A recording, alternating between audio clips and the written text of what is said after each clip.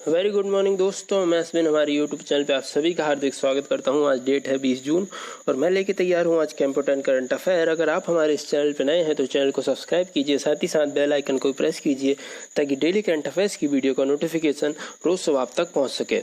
इसी के साथ शुरू करते हैं हमारी यह वीडियो। आज का हमारा पहला क्वेश्चन, हाल ही में पदार्थ की 5वीं अवस्था को वैज्ञानिकों द्वारा देखा गया है, यह क्या है? तो यह है बोस-आइंस्टीन कंडेंसेशन। पदार्थ की बाकी अवस्थाओं को तो आप जानते हैं, सॉलिड, लिक्विड, गैस, प्लाज्मा, और जो फिफ्थ है वह है बोस-आइंस्टीन कंडेंसेशन।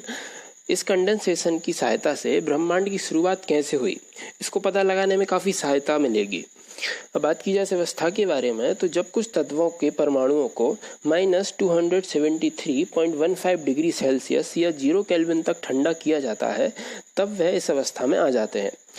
एवं इस अवस्था में पदार्थ एक बड़े एटम के रूप में होता है, मतलब इसको बोलते हैं हम सुपर एटम। और इस सुपर एटम में क्वांटम विशेषताएं होती हैं।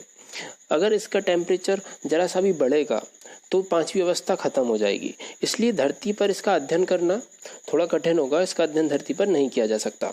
इसलिए वैज्ञानिकों ने पहली बार अंतरिक्ष में अंतर्राष्ट्रीय स्पेस स्टेशन में इसका अवलोकन किया।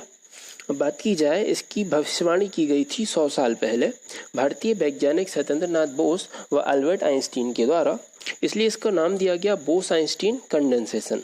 अब बात की जाए अन्य ऑप्शंस प्लाज्मा के बारे में, तो प्लाज्मा पदार्थ की वह अवस्था है, चौथी अवस्था है ये, जब नोबल गैसेस को कई हजारों डिग्री सेल्सियस पर गर्म किया जाता है तो वह आयोनाइज्ड हो जाती हैं एवं कुछ में से इलेक्ट्रॉन बाहर निकल जाते हैं, तो उनका जो एटम है वह न्यूट्रलाइज हो जाता है एवं कुछ एटम्स पॉजिटिवली चार्ज हो जाते हैं और कुछ एटम्स नेगेटिवली चार्ज हो जाते हैं। फिर उसके बाद यह एटम्स एक साथ मूव करते हैं काफ़ी तेज स्पीड में, उसके बाद बनती है प्लाज्मा स्टेट। प्लाज्मा स्टेट की अगर बात की जाए तो हमारे ब्रह्मांड का 99.9% मैटर इसी अवस्था में पाया जाता है। इसी के साथ हम बढ़ते हैं हमारे अगले क्वेश्चन की तरफ। हाल ही में 75वीं संयुक्त राष्ट्र महासभा के अध्यक्ष चुने गए, तो यह चुने गए वोल्कन वोस्किरकोव। यह तुर्की के राजनयिक हैं। महासभा का 75वां सत्र सितंबर 2020 से आरंभ होगा और यह वर्तमान में महासभा के अध्यक्ष तिजानी मोहम्मद बंदे की जगह लेंगे। जो महासभा के जो अध्यक्ष होते हैं उनका कार्यकाल होता है 1 वर्ष का, इसलिए 75वीं संयुक्त महासभा के यह 75वें अध्यक्ष होंगे। बात की है संयुक्त राष्ट्र महासभा की, तो इसका मुख्यालय है न्यूयॉर्क, अमेरिका में। और जैसा कि हमने कल की वीडियो में बात की थी, संयुक्त राष्ट्र महासभा यूनाइटेड नेशन के 6 अंगों में से एक है और इसकी स्थापना की गई थी 1945 में, तो इसको याद रखिएगा। मसतसुगु असाकावा यह एशियन डेवलपमेंट बैंक के प्रेसिडेंट हैं। Marcos triose new development bank के निर्देशक मंडल के अध्यक्ष हैं। डेविड मालपास यह वर्ल्ड बैंक के प्रेसिडेंट हैं। इनको याद रखिएगा। इसी के साथ हम बढ़ते हैं हमारे अगले क्वेश्चन की तरफ। भारतीय सैन्य दल सेकेंड वर्ल्ड वॉर की कौन सी विजय दिवस परेड में हिस्सा लेगा? तो यह है सेकेंड वर्ल्ड वॉर की 75वीं विजय दिवस परेड। इसमें भारत अपनी तीनों सेनाओं के सैन्य दल को रूस के मॉस्को में भेजेगा एवं इसमें भारत को रूस के रक्षा मंत्री द्वारा आमंत्रित किया गया है। रूस द्वारा 24 जून 2020 को यह विजय दिवस परेड का आयोजन किया जाएगा। बात की जाए रूस के बारे में, तो रूस के जो राष्ट्रपति हैं वह हैं व्लादिमीर पुतिन, जो राजधानी है वह है मॉस्को। रूस 2 महाद्वीपों में आता है, यह एशिया महाद्वीप में भी आता है और यह यूरोप महाद्वीप में आता है। रूस का लगभग 70% एरिया जो है वह एशिया महाद्वीप में आता है और जो 30% एरिया लगभग वह यूरोप महाद्वीप में आता है। और बात की जाए इसकी पॉपुलेशन की, तो इसकी 70% पॉपुलेशन इसके उस हिस्से में रहती है जो यूरोप महाद्वीप में आता है एवं लगभग 30% पॉपुलेशन उस हिस्से में रहती है जो एशिया महाद्वीप में आता है। रूस की जो राजधानी है मॉस्को, वह भी यूरोप महाद्वीप वाले हिस्से में आती है, तो इसको आप याद रखिएगा। इसी के साथ हम बढ़ते हैं हमारे अगले क्वेश्चन की तरफ। वर्ल्ड इकोनॉमिक फोरम की 2020 टेक्नोलॉजी पायनियर की सूची में कितनी भारतीय कंपनियों को शामिल किया गया है? तो इसमें 2 भारतीय कंपनियों को शामिल किया गया है जिनके नाम हैं जेस्ट मनी एवं स्टेल apps. Zest Money artificial intelligent आधारित डिजिटल भारतीय लैंडिंग प्लेटफॉर्म है जो लाखों लोगों को किफ़ायती ऋण सुविधा प्रदान करती है। बात की जाए स्टेल एप्स के बारे में तो यह भारत के data leak internet of things आधारित स्टार्टअप प्लेटफॉर्म है। अब बात की जाए वर्ल्ड इकोनॉमिक फोरम के बारे में तो इसकी जो स्थापना हुई थी वह हुई थी जनवरी 1971 में। इसके फाउंडर और हेड हैं क्लॉस स्वाब। इसके अलावा इसका जो हेडक्वार्टर है वह है क्लोंजी स्विट्जरलैंड में। इसी के साथ हम बढ़ते हैं हमारे अगले क्वेश्चन की तरफ। एशियन डेवलपमेंट बैंक ने भारतीय अर्थव्यवस्था के वित्तीय वर्ष 2021 में कितने प्रतिशत तक संकुचित रहने का अनुमान जारी किया है? तो यह अनुमान है लगभग 4% का। भारतीय अर्थव्यवस्था में गिरावट का कारण कोविड-19 की रोकथाम के लिए लागू किए गए राष्ट्रव्यापी लॉकडाउन के कारण 2 महीनों से अधिक समय तक बंद रहे व्यवसायों को बताया है। अब बात की जाए एशियन डेवलपमेंट बैंक के बारे में तो इसकी स्थापना हुई थी 19 दिसंबर 1966 को। इसके जो वर्तमान में प्रेसिडेंट हैं वह हैं मासात्सुगु असाकावा एवं इसका जो हेडक्वार्टर है वह है मनीला, फिलीपींस में। इसी के साथ हम बढ़ते हैं हमारे अगले क्वेश्चन की तरफ। हर साल international day for the elimination of sexual violence in conflict कब मनाया जाता है? तो यह मनाया जाता है 19 जून को।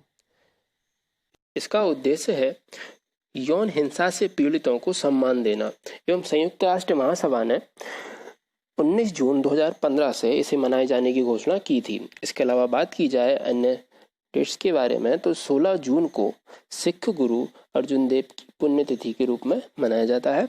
17 June world day to combat desertification and drought. 18 June अंतर्राष्ट्रीय पिकनिक डे के रूप में मनाया जाता है। इसी के साथ हम बढ़ते हैं हमारे अगले क्वेश्चन की तरफ। हाल ही में किसने कोविड-19 परीक्षण के लिए भारत की पहली मोबाइल लैब लॉन्च की है? तो यह लॉन्च की है केंद्रीय स्वास्थ्य मंत्री हर्षवर्धन जी द्वारा इसको लॉन्च किया गया है। जैसे कि आप देख सकते हैं इसका नाम है आई लैब। यह जो लैब है वह कोविड-19 और गैर कोविड-19 दोनों परीक्षणों में सक्षम है एवं यह उसी दिन परिणाम भी बताती है। अब बात की जाए इन ऑप्शंस के बारे में। थावरचंद गहलोत, यह केंद्रीय सामाजिक न्याय व अधिकारिता मंत्री हैं। सदानंद गौड़ा, यह minister of chemical and fertilizer हैं। किरण रिजिजू, यह खेल व युवा मामलों के मंत्री हैं। इसी के साथ हम बढ़ते हैं हमारे अगले क्वेश्चन की तरफ। हाल ही में मुंबई नगर निगम ने आईसीयू बेड और वेंटिलेटर के बारे में जानकारी मुहैया कराने के लिए कौन सी मोबाइल एप्लीकेशन ऐप लॉन्च की है? तो यह है एयर वेंटी।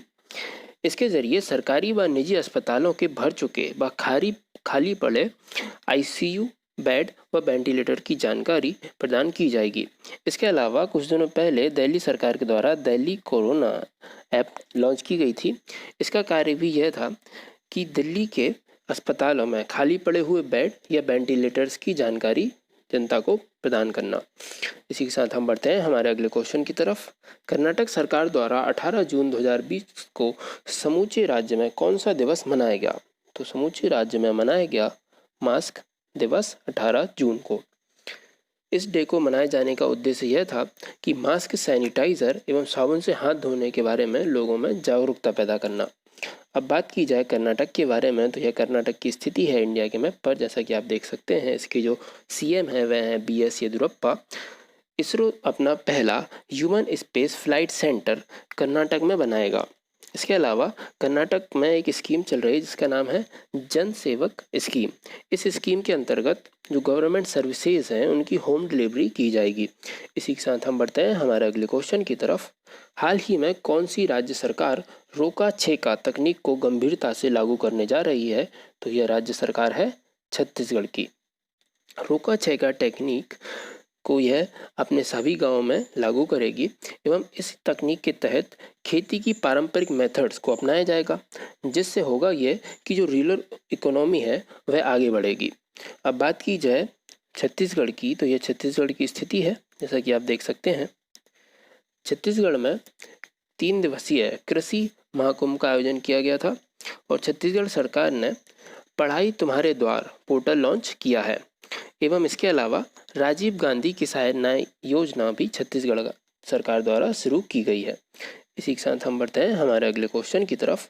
हाल ही में किस राज्य ने रोजगार और प्रशिक्षण विभाग ने कोविड-19 परिदृश्य में नौकरी की तलाश करने वालों की सहायता के लिए एक नया पोर्टल शुरू किया है? तो यह पोर्टल शुरू किया है तमिलनाडु की सरकार ने। तमिलनाडु सरकार ने रोजगार और प्रशिक्षण विभाग ने कोविड-19 परिदृश्य में नौकरी की तलाश करने के लिए लोगों की सहायता करने के लिए यह पोर्टल लॉन्च किया है। यह पोर्टल नौकरियों की चाह रखने वालों को डिजिटल नौकरी प्रदाताओं से जोड़ेगा। अब बात की जाए तमिलनाडु के बारे में, तो तमिलनाडु के तंजावुर नेट्टी वर्क्स को जीआई टैग दिया गया। इसके अलावा तमिलनाडु सरकार ने गवर्नमेंट एम्प्लॉयज़ की जो एज है उसको बढ़ा दिया है एवं उसको कर दिया है 58 से 59। इसको आप याद रखिएगा। इसी के साथ हम बढ़ते हैं हमारे अगले क्वेश्चन की तरफ। हाल ही में किस देश के क्रिकेट एसोसिएशन के लिए निक हॉकले को सीईओ बनाया गया है? तो इनको बनाया गया है क्रिकेट ऑस्ट्रेलिया। यह क्रिकेट ऑस्ट्रेलिया के इंटरिम सीईओ बनाए गए हैं एवं यह जगह लेंगे केविन रॉबर्ट्स की। हाल ही में ऑस्ट्रेलिया वुमेन्स टीम 5वीं बार T20 वर्ल्ड कप जीती, जो कि एक रिकॉर्ड है। इसको आप याद रखिएगा। इसी के साथ हमारी ये वीडियो ख़त्म करते हैं। अगर आपको हमारी ये वीडियो पसंद आई है तो इसको ज़्यादा से ज़्यादा लाइक कीजिए, शेयर कीजिए एवं हमारे चैनल को सब्सक्राइब कीजिए। कल फिर मिलेंगे दोस्तों इसी टाइम। जय हिंद।